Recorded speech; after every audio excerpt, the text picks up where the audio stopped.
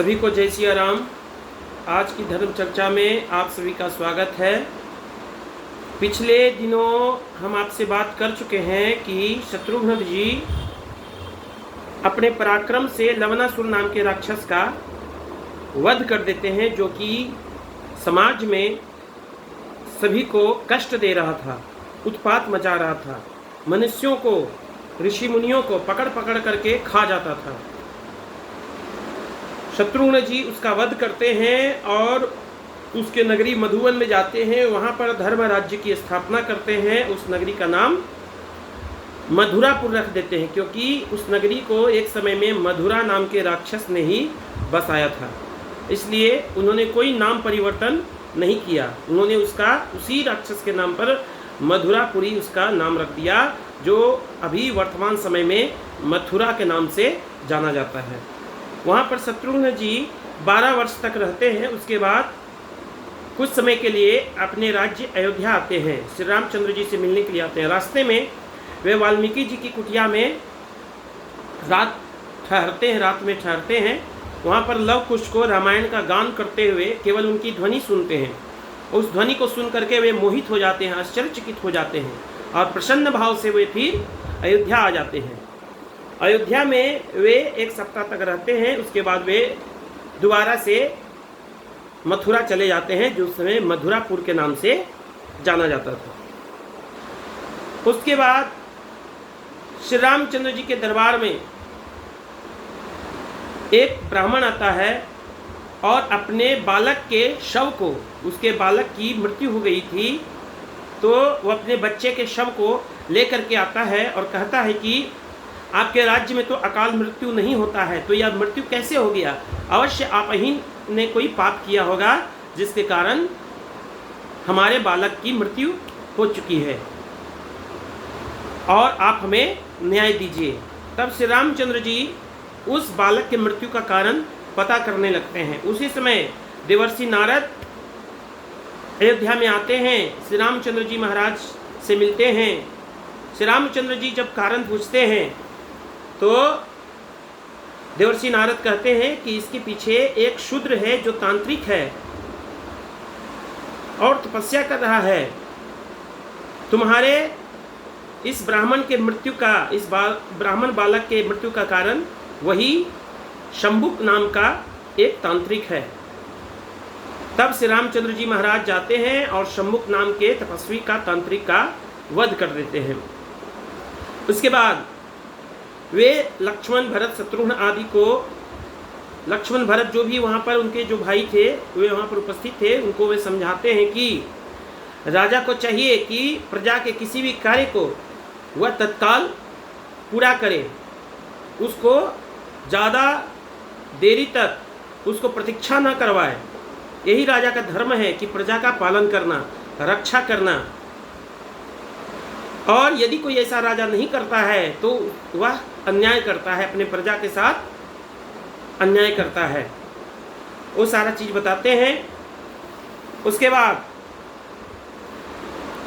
राम जी कुछ वर्षों के बाद में राजसूय यज्ञ करने के लिए तैयार होते हैं। उनकी इच्छा होती है कि हम राजसूय यज्ञ करें।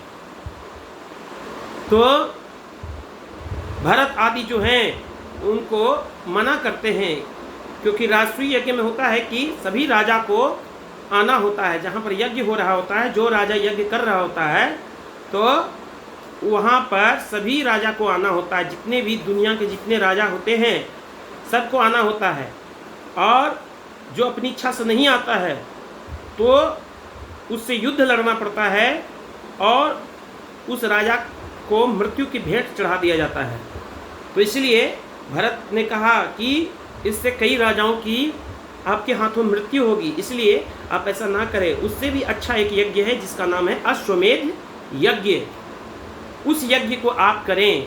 और उदाहरण के लिए बहुत सारी कथाएं भरत और शत्रुघ्न जी जो हैं दोनों मिलकर के श्री रामचंद्र जी महाराज को बताते हैं कि अश्वमेध यज्ञ क्या महत्व है, उससे हम क्या प्राप्त कर सकते हैं। हम जो चाहें वो हम अश्वमेध यज्ञ से प्राप्त कर सकते हैं। वृत्रासुर नाम का एक धर्मात्मा ब्राह्मण था, लेकिन वह साथ साथ राक्षस भी था। वह धर्म कार्य करता था, पूजा पाठ करता था, और इस तरह से वह इंद्र के पद का अधिकारी हो जाता। तो इंद्र देवता इससे कुपित हो गए क्योंकि उनका राज्य उनसे छीन जाता। इसलिए इंद्र ने वृत्रासुर का वध कर दिया, लेकिन वो ब्राह्मण था, इसलिए इंद्र को ब्रह्म हत्या का पाप लग गया। उनका शरीर पूरा काला पड़ गया, उनका तेज नष्ट हो गया। तब जाकर के वो किसी अंधेरे कूप में चले गए और वहीं पर रहने लगे, क्योंकि ब्रह्म हत्या उनका पीछा नहीं छोड़ रहा था। तो ब्रह्म हत्या से निवृत्ति के लिए, ब्रह्म हत्या के पाप से मुक्ति के लिए देवर्षि नारद आदि जितने भी ऋषि मुनि हैं, उनके उपदेश से इंद्र ने भी अश्वमेध यज्ञ किया था। इंद्र जब अपना शासन छोड़ करके, इंद्रलोक स्वर्गलोक छोड़ करके जब किसी अंधेरे कूप में चले गए तो सारी पृथ्वी त्राही त्राही करने लगी, कहीं भी वर्षा नहीं होने लगी, क्योंकि इंद्र वर्षा के देवता हैं। वर्षा न होने से जल का अभाव हो गया, जल का अभाव होने से अकाल पड़ गया। लोगों को खाने के लिए तरसने लगे, तरसना पड़ा, फसल नहीं होने लगा, चारों तरफ सूखा ही सूखा हो गया। जब सारी संसार में त्राही त्राही हो गई, तब देवताओं ने ऋषि मुनियों से पूछा कि इसका उपाय क्या है। तो ऋषि मुनि ने यज्ञ करने का आदेश दिया, अश्वमेध यज्ञ करने का परामर्श दिया। तब सभी देवी देवता एवं इंद्र देवता ने मिलकर के अश्वमेध यज्ञ किया, और जिस यज्ञ के फलस्वरूप वे जो हैं इंद्र देवता ब्रह्म हत्या से मुक्त हुए। तो अश्वमेध यज्ञ से बड़े पाप हो तो उससे व्यक्ति मुक्त हो सकता है। अश्वमेध यज्ञ करने से ईला नाम के जो राजा हैं वे भी स्त्री हो चुके थे, लेकिन अश्वमेध यज्ञ उन्होंने किया, जिसके फलस्वरूप फिर से वे पुरुषत्व को प्राप्त हुए। इसकी कथा भी भरत और लक्ष्मण ने विस्तार पूर्वक श्री रामचंद्र जी को बताया कि ईला नाम के एक राजा हुए। वे जंगल में शिकार खेलने के लिए गए, बहुत से अपने सेना आदि के साथ गए। शिकार खेलते हुए वे बहुत दूर निकल गए, एक वैसे जंगल में गए जहां पर श्रापित था। शंकर भगवान ने उस वन को श्रापित किया हुआ था कि जो भी इस वन में आएगा वो स्त्री हो जाएगा। तब जाकर के वहीं पर वो राजा चले गए, जिससे वे स्त्री रूप हो गए, और उनके जितने सिपाही हैं वे भी स्त्री रूप हो गए। उसी वन में शंकर भगवान, माता पार्वती भी थीं। उनके पास गए और राजा ईल जो हैं वो बहुत ही विनती करने लगे कि हे प्रभु, मैं पुरुष था और कैसे मैं स्त्री हो गया, मुझे इससे निवारण कीजिए। तब शंकर भगवान चूंकि पहले से उस वन को श्रापित कर चुके थे, इसलिए कहते हैं कि स्त्री से छुटकारा को छोड़ करके बाकी जो मांगोगे सो हम तुमको देंगे। तब राजा ईल बहुत ही निराश हो गए। फिर वे माता पार्वती से विनती की कि हे माता, आप तो सभी के कष्टों का हरण करने वाले, इसलिए आप हमारी भी कष्ट को हरण कीजिए। जो मैं इस वन में आकर के पुरुष से स्त्री हो चुका हूँ, इसको आप, इस श्राप को हमारे शरीर से हटाइए। तब पार्वती माता कहती हैं कि यह पूरा तो हम नहीं हटा सकते हैं, लेकिन देवादिदेव महादेव की अर्धांगिनी होने के नाते इन पर हमारा आधा अधिकार है, इसलिए इनके वरदान पर भी हमारा और श्राप पर भी हमारा आधा अधिकार है। इसलिए हम तुमको आधा श्राप से मुक्ति दे सकते हैं और यह वरदान दे सकते हैं कि जब तुम चाहो पुरुष बन सकते हो। तुम 1 महीने तक स्त्री रहोगे और 1 महीने तक पुरुष रहोगे। तब ऐसा वरदान जब माता रानी ने, माता पार्वती ने राजा ईल को दिया, तो ईल संतुष्ट होकर के वहाँ से आए, उसी वन में रहने लगे, स्त्री रूप में रहने लगे।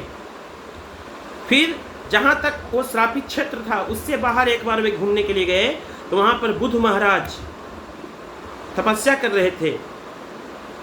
और जब बुद्ध महाराज का तपस्या से वो छूटे, जैसे ही वे ईला को देखे, क्योंकि वे पुरुष होते थे तो उनका नाम ईल था, और जब स्त्री हो जाते थे तो उनका नाम ईला हो जाता था। तो उनको देख करके मोहित हो गए, उनके साथ उनका समागम हुआ, जिससे पुरुरवा नाम के राजा हुए। पुरुरवा नाम का बालक जन्म लिया, जो आगे चल करके बहुत बड़ा राजा बना। इस तरह से स्त्री पुरुष के खेल में 1 महीना राजा ईल स्त्री रहते थे, दूसरा महीना पुरुष बन जाते थे, फिर स्त्री हो जाते थे। इस तरह से वे बहुत ही व्याकुल हो गए। तब जाकर के उन्हें किसी ने परामर्श दिया, तब जाकर के राजा इल ने भी अश्वमेध यज्ञ किया, और अश्वमेध यज्ञ करने से वे अपने स्त्रीत्व से मुक्ति को प्राप्त किए, स्त्रीत्व से छुटकारा पाए और फिर से पुरुष हो गए और कई वर्षों तक अपने राज्य पर शासन किया। तो वही भरत लक्ष्मण जी श्री रामचंद्र जी को बताते हैं कि अश्वमेध यज्ञ करने से भी हम जो चाहते हैं वो हम प्राप्त कर सकते हैं। तब श्री रामचंद्र जी महाराज अश्वमेध यज्ञ करने के लिए तैयार हो जाते हैं। जगह जगह लोगों को, बड़े बड़े राजा महाराजा ऋषि मुनि सभी को निमंत्रण दिया जाता है, और सभी को निमंत्रण देने के बाद वहाँ पर यज्ञ करने के लिए बुलाया जाता है। एवं माता सीता तो वन में चली गई थी। अलग अलग राजाओं ने, अलग अलग लोगों ने उनको विवाह करने के लिए भी प्रेरित किया, परंतु उन्होंने मना कर दिया। तब माता सीता की स्वर्णमयी प्रतिमा बनाई गई और उन्हीं को यज्ञ में बिठाने के लिए वहाँ पर लाया गया, और इस तरह से अश्वमेध यज्ञ की तैयारी हो गया। और श्री रामचंद्र जी महाराज माता सीता के स्वर्णमयी प्रतिमा के साथ यज्ञ करने के लिए बैठ गए और यज्ञ प्रारंभ हो गया। तो आज तक की कथा में इतना ही। अब इसके आगे और भी बहुत ही महत्वपूर्ण शीर्षकों पर महत्वपूर्ण कथा आपसे हम बात करेंगे। आज तक के लिए इतना ही। अगले कथा में आपको सुनने को मिलेगा लव कुश का अयोध्या में आना, रामायण सुनाना, माता सीता का अयोध्या में आना और अपने सत्य की सिद्धि देना, प्रतिज्ञा करना एवं अपने लोक को जाना। ये सारे विषयों को लेकर के अगले दिन हम आपसे बात करेंगे। तो सभी भाइयों को जय सिया राम, हर हर महादेव।